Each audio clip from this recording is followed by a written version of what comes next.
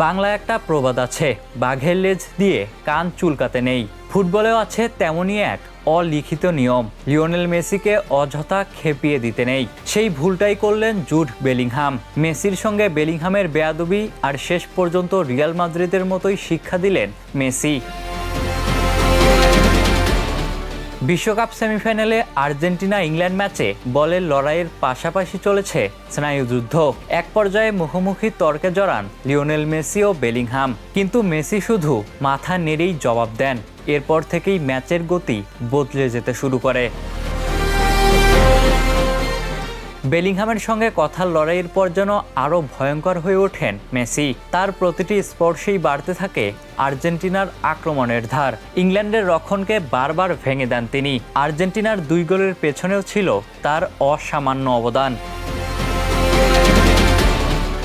শেষ পর্যন্ত 2-1 ব্যবধানে জিতে ফাইনালে ওঠে আর্জেন্টিনা। আর অন্যদিকে হতাশ মুখেই মাঠ ছাড়েন বেলিংহাম। আর তাই তো মেসি আবারও প্রমাণ করলেন, তাকে খেপিয়ে দিলে তার মূল্য দিতে হয়। রিয়াল মাদ্রিদের পর এবার বেলিংহামও বুঝলেন, মেসির জবাব আসে মাঠেই।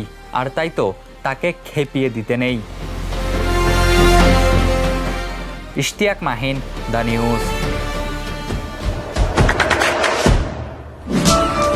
দেশে দেশে সবার সাথে দ্য নিউজ।